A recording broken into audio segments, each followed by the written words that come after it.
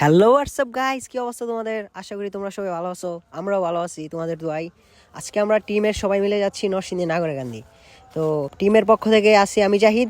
আর তোমরা আমাদের ভিডিওটা যদি দেখতে চাও তাহলে আমাদের সাথে থাকো, পুরো ভিডিওটা দেখো। ফেরিতে প্রায় 30 মিনিট থাকার পর ফেরি অলরেডি ঘাটে এসে পৌঁছেছে।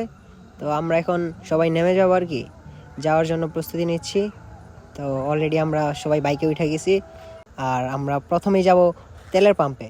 ফেরি পার হয়ে আমরা প্রথমেই চলে গেলাম বাইকের তেল নিতে তেলের পাম্পে। এখন আমরা তেল নিচ্ছি। তেল নিতে প্রায় 1-1.5 মিনিট সময় লাগছে আর কি, আরও কম। তো এখন আমরা আসি মেথিকান্দা স্টেশন আর কি, দেখি সামনে কি আসে।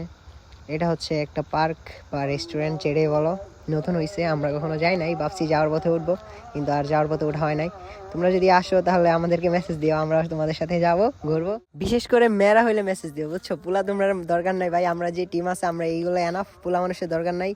মাইয়া টাইয়া আইলে আমগুলো মেসেজ টেসেজ দিও, আমরা আসবো তোমাদের সাথে, ঘুরবো, আড্ডা মাড্ডা দিব, চা কফি ফুচকা টুচকা যা আছে সবই খাইও, বুঝছো?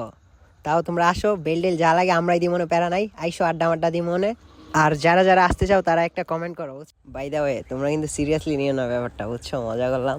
তো এখন বাইকের টান উড়া দৌড়ার কি, বন্ধু বলতে ট্রেন নাকি হয় অতিক্রম করে ফেলবো। তো আমরা ট্রেন অতিক্রম করছিলাম কিন্তু ভিডিও করারই নাই, তার জন্য দেখাতে পারি নাই। তারপর হঠাৎ তার শয়তানে ধরলো, ট্রেন অতিক্রম করার পর সে নাকি বলে গুল্লি করবো গারে। এই যে গুল্লি করলো, গুল্লি করার জন্য ভিডিও করতে দিছে আরেকজন রে। ওই নাকি ওর এক্সরে গুল্লি করতে চায়, এই জন্য আগে থেকে ট্রেনিং নিতেছে আর কি, যেন শুট মিস না হয়। তারপর আর কি, তারপর হঠাৎ করে ভুল রাস্তায় ঢুকে গেছি। ভুল রাস্তায় অনেকটা যাওয়ার পর আমরা বুঝতে পারলাম যে আসলে এটা ভুল রাস্তা, আমাদের সঠিক রাস্তায় যাইতে হবে। যার কারণে আমরা আবার পিছনে ব্যাক করলাম। তো আমাদের অনেক সময় নষ্ট হয়ে গেছিলো। আমরা ওইখানে গেছি, বাট ঘুরতে পারি না বেশিক্ষণ, ছবি তুলছি আর কিছু ভিডিও টিডিও করে আমরা চলে আসছি। তো ফাইনালি আমরা চলে আসলাম।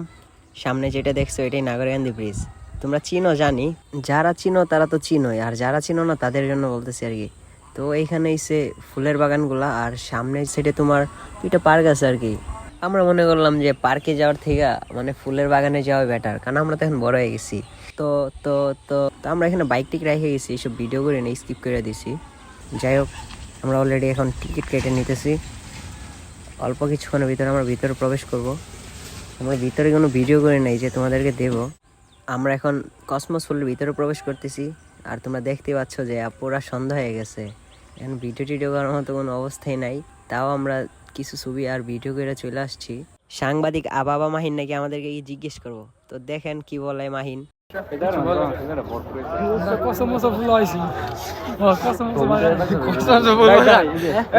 তুমি কিছু বলো, আমি কি বলবো? বলো বলো, এই তুমি বলো, তুমি বলো না, কিছু বলো। This is sapri place bro. তুমি কিছু বলো। আমার মন ভালো না, এটা হচ্ছে সাপ্রি জায়গা, আমরাও সাপ্রি বললাম।